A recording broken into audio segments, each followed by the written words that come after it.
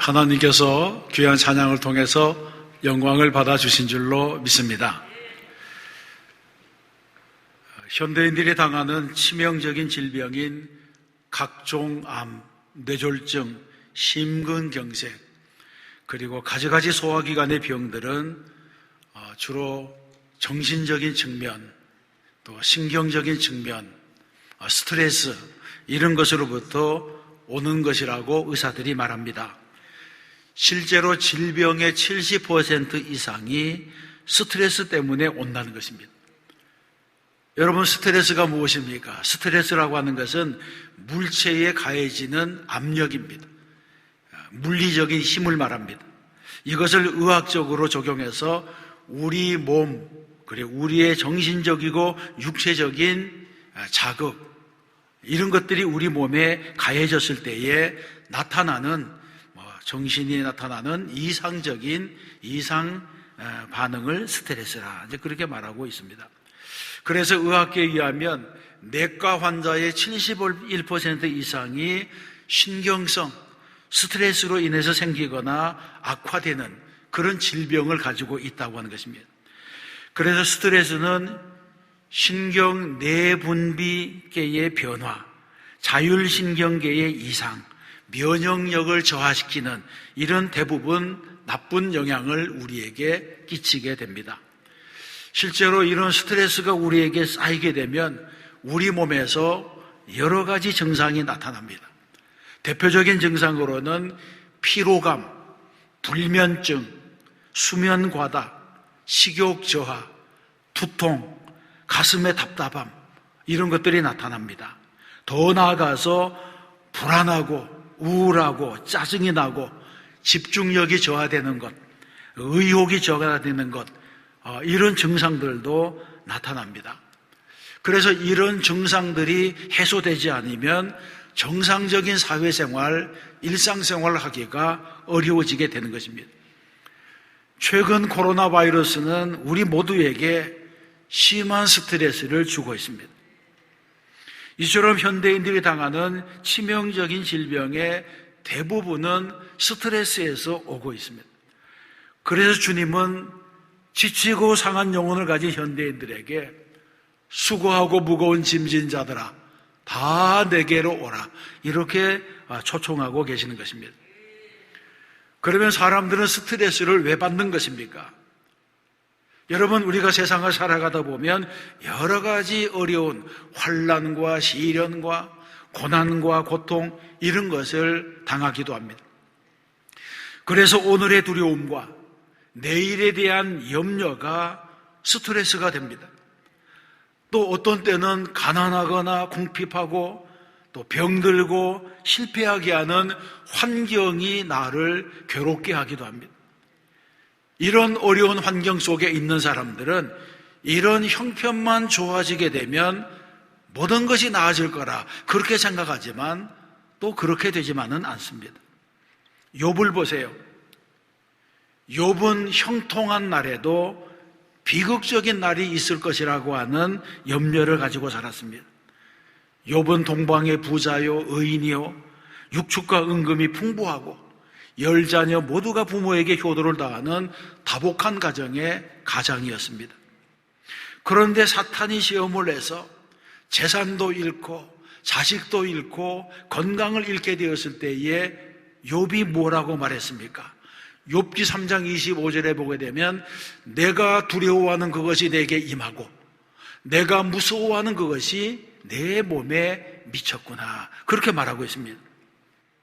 여러분, 이것은 무엇을 말합니까?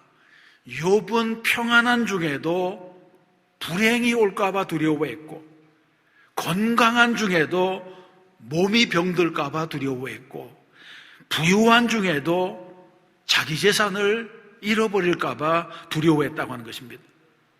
그래서 그랬는지 정말 그런 일이 자기 삶에서 일어나고야 말았습니다.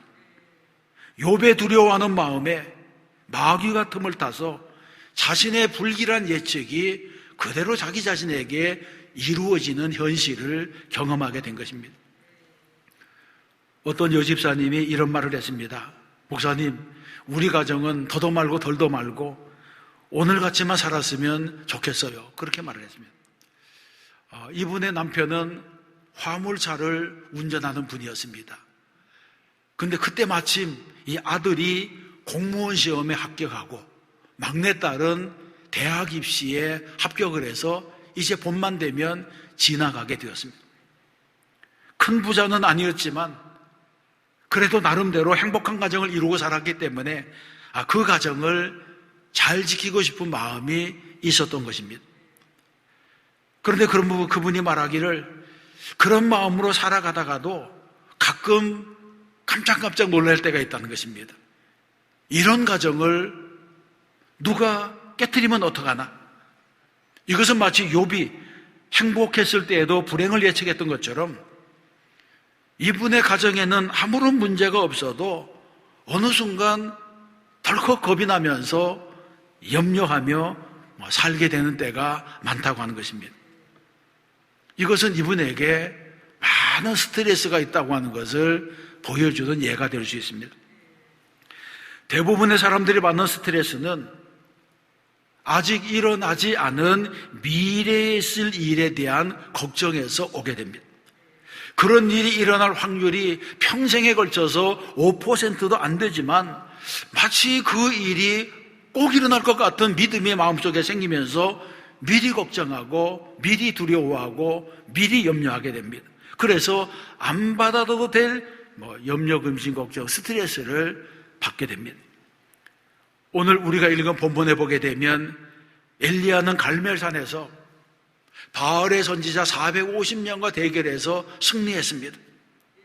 그리고 3년 6개월 동안 닫혔던 하늘의 문도 엘리야가 기도함으로 열리게 되고 가뭄이 그치게 되었습니다. 어떤 면에서는 영웅적인 이런 사역을 엘리야가 했습니다. 그런데 이세벨이 죽이겠다고 협박을 하자 광야 끝까지 도망가서 숨었습니다. 그때 이세벨이 한 말은 내가 내일 이맘때에는 반드시 내 생명을 저 사람들 중 한 사람의 생명과 같게 하겠다 하는 이런 협박입니다. 네가 바알의 선지자를 죽였으니 바알의 선지자가 죽은 것 같이 너도 내일은 죽을 것이라, 이런 협박을 한 것입니다. 엘리야는 이 협박을 받고 두려워하게 되었습니다. 그래서 3절 말씀해 보게 되면 그가 이 형편을 보고 일어나 자기 생명을 위해서 도망했다고 말합니다. 그 결과 어떻게 되었습니까? 엘리야는 로뎀나무 그늘 아래 앉아서 여호와여 넉넉하오니 지금 내 생명을 거두시옵소서, 이런 한탄을 하게 되었습니다. 차라리 나를 죽여달라고 하는 소원을 하나님께 올려드린 것입니다. 엘리야가 왜 이렇게 된 것입니까? 3절 말씀에 그 힌트가 있습니다. 그가 이 형편을 보고 도망했다고 하는 말입니다. 이때 엘리야가 본 것이 무엇입니까? 엘리야는 자기를 죽이려고 하는 이세벨을 보았습니다. 하나님의 기적을 체험하고도 냉담하게 돌아서간 백성들의 모습을 보았습니다. 사방의 원수들이 자기를 주시하고 있는 모습을 보게 되었습니다. 여기에 중요한 교훈이 있습니다. 무엇을 보느냐가 중요합니다. 엘리야는 갈멜산에서 승리하게 하신 하나님을 바라보지 아니하고 자기를 죽이겠다고 협박하고 있는 이세벨을 바라보고 초라한 도망자가 된 것입니다. 우리도 마찬가지입니다. 우리도 세상을 살아가면서 얼마나 자주 십자가의 승리를 내던져버리고 주님의 얼굴을 외면하면서 도망가고 뒤로 물러가는 삶을 살고 있습니까? 믿음으로 살려고 결심했다가도 악한 자들이 내뱉는 한두 마디 말에 쉽게 무너질 때가 얼마나 많이 있습니까? 고난의 조짐만 보여도 뒤로 물러서고 약간의 실패를 만나기만 해도 무서워하는 것이 인간입니다. 마치 베드로가 용감하게 바다 위에 내려섰다가 풍랑을 보고 두려워하여 물에 빠졌던 것 같이 세상을 바라보면서 무너지는 일들이 우리에게는 많이 있습니다. 그러므로 우리의 시선은 언제나 주님께 집중되어 있어야 합니다. 믿음의 대상은 인간이 아니고 하나님이시기 때문에 그렇습니다. 우리의 시선이 주님의 얼굴로부터 멀어지게 되면 갖가지 영적인 질병들이 나타나게 됩니다. 불신앙과 불순종, 두려움과 낙심, 절망하는 마음, 이 모든 것들이 그런 것으로부터 시작되게 되는 것입니다. 그리고 아직 일어나지도 않은 내일 이맘때에 있을 일들을 염려하게 됩니다. 그러므로 저와 여러분은 언제나 세상을 바라보지 아니하고 주님을 바라보는 믿음의 사람들이 되어야 할 줄로 믿습니다. 두 번째 생각해 볼 것은, 그러면 예수님도 세상을 사시면서 스트레스를 받으셨는가 하는 이런 질문입니다. 성경에 보게 되면 예수님께서는 수많은 반대와 핍박을 받았지만 스트레스를 받으신 적은 없습니다. 당시 종교 지도자들이었던 서기관과 바리새인, 율법학자들과 제사장들은 예수님을 시기하고 질투해서 가는 곳마다 따라다니면서 괴롭게 하고, 로마 정권을 이용해서 마침내 예수님을 죽이기까지 했습니다. 또 예수님은 이 땅에 사실 때에 여우도 굴이 있고 공중의 새도 거처가 있으되 인자는 머리 둘 곳이 없다, 이렇게 말씀하신 것처럼 먹고 사고 사는 일에도 정처가 없었습니다. 그럼에도 불구하고 예수님은 스트레스를 받지 않으셨다는 것입니다. 어떻게 그럴 수가 있었습니까? 그것은 예수님께서 모든 것을 하나님께 맡기고 이 땅의 그 어떤 것에도 욕심이 없이 날마다 감사하면서 맡겨진 사명에 충성을 다하며 사셨기 때문입니다. 야고보서 1장 14절 이하에서 말씀합니다.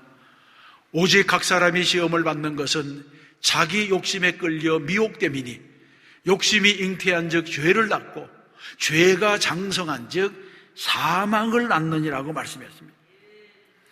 여러분, 이 말씀은 우리 안에 있는 탐심이 모든 불행의 뿌리가 된다고 하는 것을 말해주고 있습니다. 사람은 무엇인가를 가지면 빼앗기지 않으려고 애쓰고 자기에게 없는 것은 차지하려고 애를 씁니다. 그래서 가져도 만족이 없고 가지지 못한 사람은 더 불행한 마음을 가지고 살아가게 됩니다. 그리고 마음에 욕심이 생기면 그것을 얻으려고 몸부림을 치고 가진 후에는 그것을 또 지키려고 스트레스를 받게 됩니다. 마음의 탐욕이 모든 스트레스의 뿌리가 된다고 하는 것입니다. 그래서 우리는 세상을 살아갈 때에 적당한 욕심을 가져야 됩니다.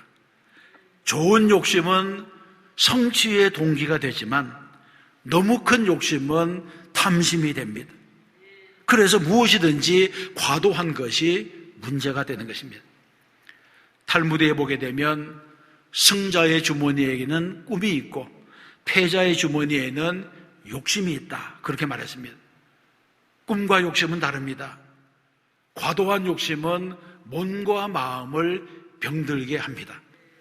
그러나 마음의 욕심을 버리고 내가 가진 것으로 이웃과 더불어 나누고 베푸는 삶을 살게 되면 우리의 육체도 건강해질 뿐 아니라 더 풍성한 은혜와 복을 누리는 삶을 살게 됩니다.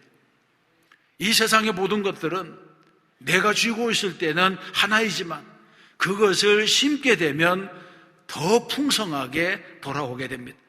그래서 내가 가진 것을 나눌 때에 오히려 스트레스가 줄어든다는 것입니다. 빌립보서 4장 6절과 7절에서 말씀합니다. 아무것도 염려하지 말고 다만 모든 일에 기도와 간구로 너희 구할 것을 감사함으로 하나님께 아뢰라.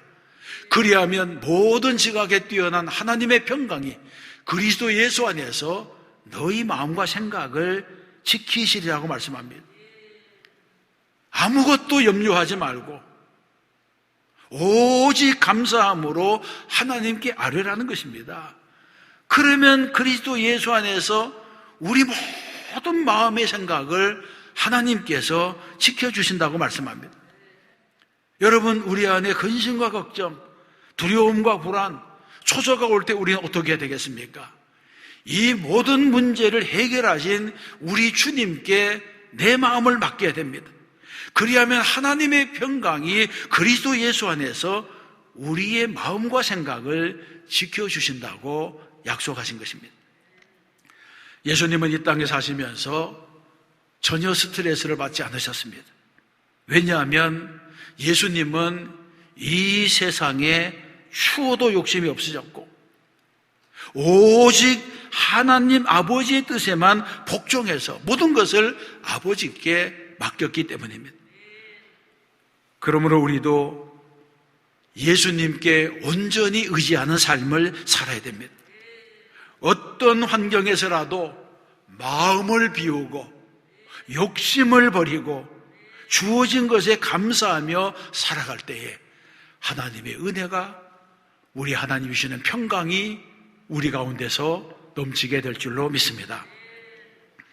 그래서 세 번째로 생각할 것은 성도들에게는 스트레스에서 벗어날 수 있는 길이 있다는 것입니다. 여러분, 엘리야는 열심히 일하고 난 다음에 영적 침체에 빠졌습니다. 엘리야는 자신의 기도로 하늘에서 불이 떨어지게 하고 450명의 바알의 선지자를 한자리에서 죽임을 당하게 하고 하늘의 문이 열리고 비나가 내리자 그 모든 일을 하고 난 이후에 아마 자신만만했을 것입니다. 모든 문제가 다 해결된 것 같았습니다. 그런데 뜻밖에도 이세벨은 공격을 멈추지 아니하고 내일 이맘때에 꼭 너를 죽이겠다고 협박했습니다. 그러자 엘리야는 자기 목숨을 보존하기 위해서 도망가기 시작했습니다. 그는 북쪽 갈멜에서 출발해서 아합과 이세벨의 손이 닿지 않는 이스라엘의 가장 남쪽에 있는 부엘세바까지 500리의 길을 단숨에 도망했습니다. 정신없이 도망갈 때는 잘 몰랐는데 부엘세바에까지 와서 광야로 하루 길을 더 들어가서 혼자가 되었을 때에 그동안 쌓였던 스트레스가 물밀듯이 밀려왔습니다. 성공 이후에 영적인 침체가 온 것입니다. 이때 엘리야가 무엇을 했습니까? 5절로 7절에서 말씀합니다. 로뎀나무 아래에 누워 자더니 천사가 그를 어루만지며 그에게 이르되 일어나서 먹으라 하는지라. 본죽머리맡에 숯불에 구운 떡과 한 병 물이 있더라. 이에 먹고 마시고 다시 누웠더니 여호와의 천사가 또다시 와서 어루만지며 이르되 일어나 먹으라. 내가 갈 길을 다 가지 못할까 하노라 하는지라. 아멘. 엘리야는 영적인 침체에 빠지자 광야로 나가서 아무도 만나지 아니하고 그냥 잠만 자고 깨어났습니다. 그런데 잠만 자고 깨어나면 먹고 마실 것, 잠만 자고 깨어나면 먹고 마실 것이 그에게 주어지는 일이 반복되었습니다. 그리고 하나님의 천사가 엘리야에게 와서 그를 어루만져 주었다고 하는 것입니다. 여러분, 이 말씀이 중요합니다. 우리 역시 괴롭고 고통스러울 때 가까운 사람이 찾아와서 나를 위로해주고 내 이야기를 들어주고 나를 어루어 만져주면 그것 자체가 우리에겐 은혜가 되고 회복의 길이 될 수 있습니다. 그러므로 특별히 믿음의 사람들은 스트레스를 받거나 영적인 침체에 빠지면 주님 앞에 나와서 예배로, 기도로, 말씀으로, 찬양으로 주님의 손길을 체험해야 됩니다. 그때 세상이 줄 수 없는 위로가 위로부터 우리에게 임하게 되는 것입니다. 고린도후서 1장 3절과 4절에서도 말씀합니다. 찬송하리로다. 그는 우리 주 예수 그리스도의 하나님이시요 자비의 아버지시요 모든 위로의 하나님이시며 우리의 모든 환난 중에서 우리를 위로하사 우리로 하여금 하나님께 받는 위로로서 모든 환난 중에 있는 자들을 능히 위로하게 하시는 이시로다. 이렇게 말씀하고 있습니다. 이 구절에서 강조되는 단어는 위로입니다. 위로의 하나님께서 우리를 위로해 주시고 하나님께로부터 받은 위로를 통해서 다른 사람들까지 능히 위로하는 사람이 되게 하신다고 하는 것입니다. 위로가 중요하다는 것입니다. 그러면 하나님께서는 깊은 영적 침체에 빠진 엘리야를 어떻게 위로하셨습니까? 첫 번째는 쉬게 하셨습니다. 엘리야가 사역의 스트레스로 영적 침체에 빠졌을 때에 하나님께서는 그냥 먹고 자고 쉬게 했습니다. 다른 것은 시키지 아니하시고 먹고 자고 또 일어나서 먹고 자고 쉬도록 했습니다. 여러분 주위에 영적인 침체에 빠진 사람, 스트레스를 받아서 완전히 번아웃된 사람이 있으면 그냥 먹고 자고 편히 쉬게 해줘야 됩니다. 그리고 그의 상한 마음을 어루만져주는 그런 일들을 우리가 해야 됩니다. 두 번째, 하나님은 엘리야로 하여금 운동을 하게 하셨습니다. 스트레스에서 벗어나는 길은 열심히 운동하는 것입니다. 운동 중에도 걷는 운동이 좋습니다. 하나님께서는 엘리야에게 다시 브엘세바를 떠나서 호렙산까지 걸어가라고 했습니다. 그 거리가 무려 400km에 달합니다. 500리길을 걸어온 엘리야에게 다시 1000리길을 걸어가라고 말씀하셨습니다. 어떻게 걷든 뛰어가든 걸어가든 좌우간 2다리로 걸어서 호렙까지 가라고 말씀하신 것입니다. 엘리야는 이 말씀에 순종해서 이에 일어나 먹고 마시고 그 음식물의 힘을 의지하여 40주 40야를 가서 하나님의 산 호렙에 이르렀다고 말하고 있습니다. 여러분, 걸으면 뇌가 활성화되고 걸으면 온몸의 혈액순환이 잘 되고 스트레스가 사라지고 피로가 없어지고 건강해지게 됩니다. 걷는 거에는 돈도 들지 않습니다. 엘리야도 40일 밤낮으로 걷고 나니까 모든 우울증이 사라지고 쌓였던 스트레스가 다 날아가 버렸습니다. 이렇게 된 엘리야에게 세 번째로는 기도하게 하셨습니다. 호렙산에 도착한 엘리야는 한 굴로 들어갔습니다. 거기서 하나님과 깊은 대화를 시작합니다. 영적으로 침체된 엘리야는 굴 속에서 하나님의 음성을 듣게 되었습니다. 세미한 음성을 들으면서 마음이 뜨거워지고 사명이 새로워지고 다시 성령으로 충만해지고 회복되는 역사가 일어나게 된 것입니다. 그러므로 여러분, 스트레스에서 해방되는 최후의 방법은 기도입니다. 영적 침체에서 회복되는 최후의 방법은 기도입니다. 영적인 침체가 왔습니까? 마음이 우울해졌습니까? 스트레스에 짓눌려 있습니까? 그렇다면 기도하세요. 새벽을 깨우고 하나님께 기도하고 수요 성령 집회에 나와서 부르짖어 기도하세요. 의사가 약으로 고칠 수 없는 병을 기도로 고치시기 바랍니다. 기도는 만사를 변화시키는 능력이 있는 것입니다. 사랑하는 성도 여러분, 나를 무너뜨리는 적은 바깥에 있는 것이 아니라 내 안에 있습니다. 내가 스트레스를 받고 영적인 침체에 빠지면 도망자가 됩니다. 그래서 현실로부터 도망하고 문제로부터 도망가고 자기 책임으로부터 도망하게 됩니다. 그래서 우울증에 빠진 사람은 자기 자신을 스스로 학대하게 됩니다.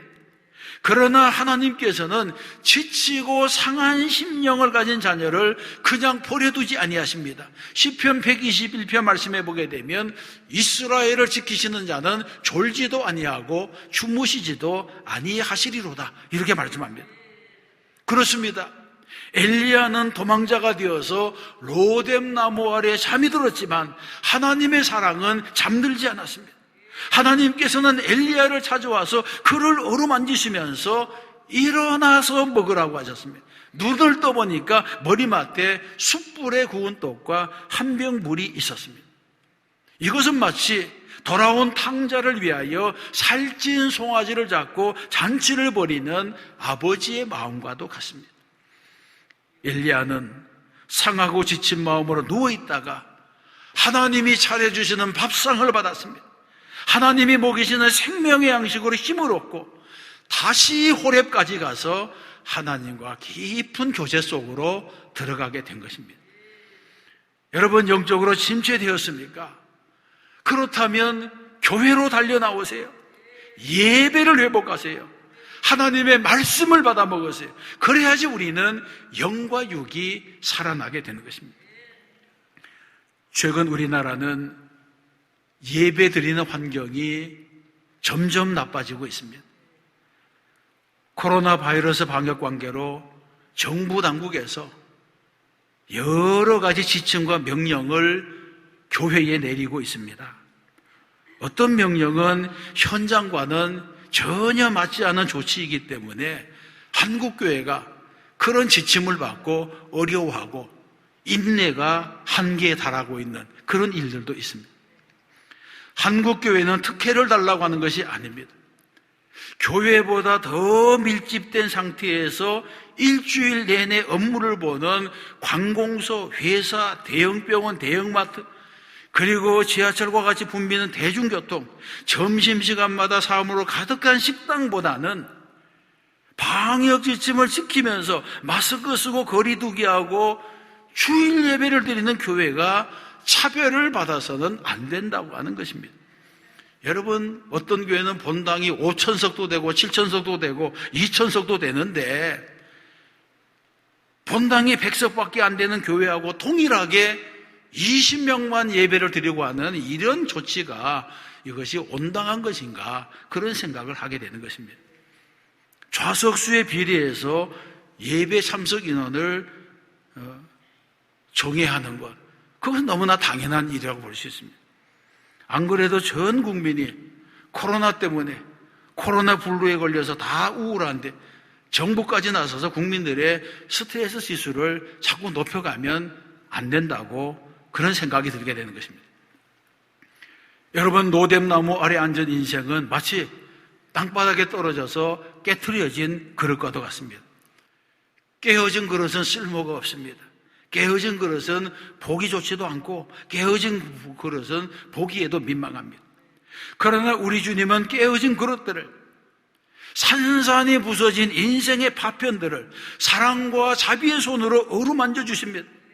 전능하신 도공의 손길로 만져주셔서 새롭게 재창조해 주십니다. 하나님은 오늘도 우리를 찾아와서 어루어 만져 주시는 것입니다. 인간들은 깨어진 그릇을 싫어합니다. 그러나 하나님께서는 깨어진 그릇까지라도 사랑하십니다. 하나님은 조각된 파편들을 다시 주워 모으셔서 처음 것보다 더 아름답고 쓸모있는 새 그릇으로 재창조하실 수가 있습니다. 그래서 보라, 새 것이 되었도다, 이렇게 말씀하시는 것입니다. 로뎀나무 아래에서 주님을 만나서 새로운 출발을 하시는 성도들이 되시기를 바랍니다. 또 한 주간 믿음으로 살아 승리하여 하나님께 영광을 돌리는 저와 여러분 되시기를 주님의 이름으로 축원합니다. 하나님 아버지, 감사합니다. 오늘도 거룩한 주일 우리가 허락해 주시고 우리로 예배자가 되게 하여 주심을 감사합니다. 예배할 때마다 하나님의 거룩하신 임재함이 우리에게 임하게 하여 주시고, 예배할 때마다 하나님의 놀라운 축복이 우리 삶에 임하게 하여 주시옵소서. 깨어진 질그릇과도 같은 부족한 인생들이지만 주님 찾아오셔서 우리를 어루어 만져주시고 다시 회복시켜 주시고 보라색 것이 되었도다 선포할 만한 그런 사람들이 되게 하여 주시옵소서. 또 한 주간 이 험한 세상에 나가서 믿음으로 살아 승리하게 하시고 말씀대로 살아 승리하여 하나님의 영광이 되게 하여 주시옵소서. 예수님 이름으로 축복하며 기도드리옵나이다. 아멘.